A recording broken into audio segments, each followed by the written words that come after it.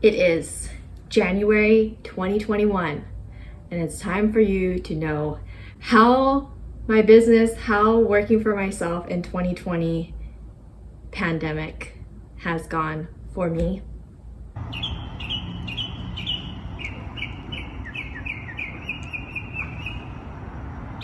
I've been full-time on Taskrabbit since October of 2019, and like everybody else, I definitely hit a decline in my business, decline in getting leads from about all of March. And it got to be a little bit scary, but in short, I did survive the pandemic. That's why I'm here giving you this fairly positive review of Taskrabbit.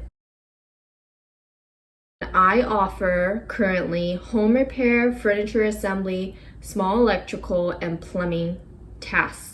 Pro number 1, consistent leads. Because there are more people, more clients signing up for Taskrabbit to find people, I think they have, Taskrabbit has some kind of partnership with IKEA where they advertise for people to hire Taskrabbit as their assembler of IKEA. So with that, the marketing has grown and there's a lot of people on there, which leads me to pro number 2. There is a very high probability, or it's very fast to increase your pay. So you have signed up for Taskrabbit, or if you're thinking about it, there's like a business slot on your app, and when you scroll down to the skills that you offer, like home repair or whatever, and there's a way to see what rate is suggested from your skill and how many tasks in that category you've done, and what is likely for you to get hired and not likely for you to get hired. So you're able to choose what rate you want to offer. I have noticed that by checking that consistently, the suggested rate changes pretty frequently. And so if you keep up with that, even if you increase your rate, you might think that, oh, well, there aren't as many people out there that are willing to pay me this rate. You're wrong. There are people. And I used to be the same way. I was like, I think I was at the time offering like $40 an hour for furniture assembly, and I was like, there's no way people would pay $50 an hour for furniture assembly. But right now I'm at 56. It's very quick. It's very fast, but you got to be on it to look for it. And obviously you got to do good work. Obviously you got to be consistent and all of the above. But it's very easy and a very fast period for you to increase your rate. I'm sure there's going to be a time where I'm going to cap out, and then that's when I will have to worry about increasing my skill or getting off the app. But there will always be a way. Don't worry about that. Pro number 3, there is a cancellation fee. So if a client cancels on a task that you've accepted, you've been in contact with them, you know you can do it, you confirm the time, and within 24 hours they cancel on you, the app will review it and most likely give you a cancellation fee. If it was like an emergency or this, it's something that was out of the client's hands or something, I think you would still get the cancellation fee. But if, you don't get a cancellation fee if the client canceled more than 24 hours. You don't get a cancellation fee if you had been in contact with this person within the 24 hours or something. And obviously I don't exactly understand every reason why you get it in all the ways that you can definitely get the cancellation fee, and sometimes you don't get it at all. I think the 24-hour thing is the biggest factor in deciding whether or not you get it. But I have had an instance where I was only almost 20 minutes away from the client, and I had worked for this client before, so I just confirmed the task without hearing back from her when she requested me, and she canceled, and I didn't get a cancellation fee. And I didn't want her to get messaged by the app if I messaged the app and say I was there or whatever. All in all, it's totally fine, but it is a pro to know that the app has your back if the client books you and cancels last minute and now you don't have any time to book another client. There are other pros, and feel free to check back on my video that I made, honest review of Taskrabbit from a Tasker 2020, that I mentioned 3 other pros. So do that if you would want to know other great benefits to the app.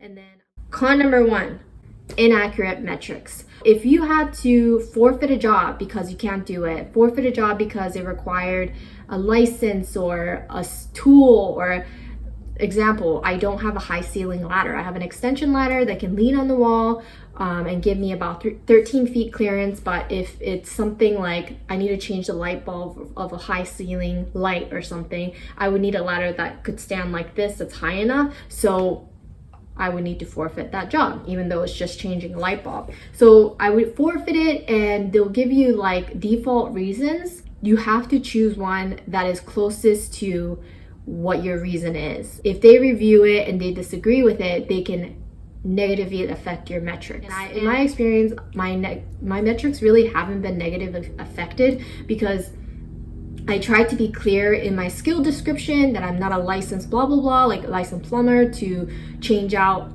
a garbage disposal, or a licensed electrician to run new wiring. I say that in my skill description, but clients can still request you to do bigger jobs like that, even though you've said it in your skill description that you are not licensed to perform those tasks.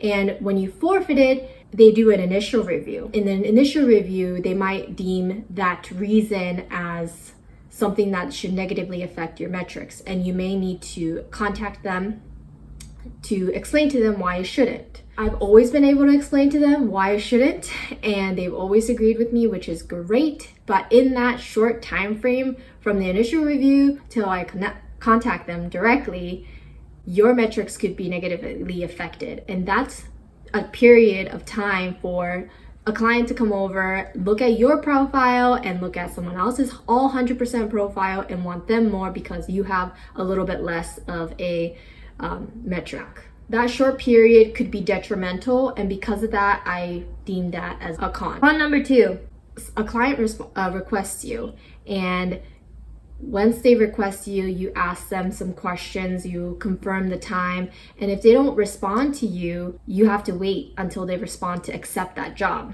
At least that's how I do it, because remember I told you that I didn't wait for the client to say something in the chat before I accepted, because I had worked for her before, and then on the day of the task, she canceled it and I didn't get a cancellation fee. During that time that you first message them after they request you, if the client doesn't respond back to you, you're kind of just waiting there before you accept. And if you're waiting there and your availability still says that you're available the entire day because you haven't accepted this task for that day, another client can book you almost at the exact same time, which has happened to me many times before. Or if the first client that books you says, oh, I estimate this job to be a small job, 1 to 2 hours, and they request you at 8 o'clock, they'll let another client request you at 10, which you think, okay, that's fine. If the client said 1 to 2 hours, then I'm gonna leave in 1 to 2 hours and help this next client. That's their bad.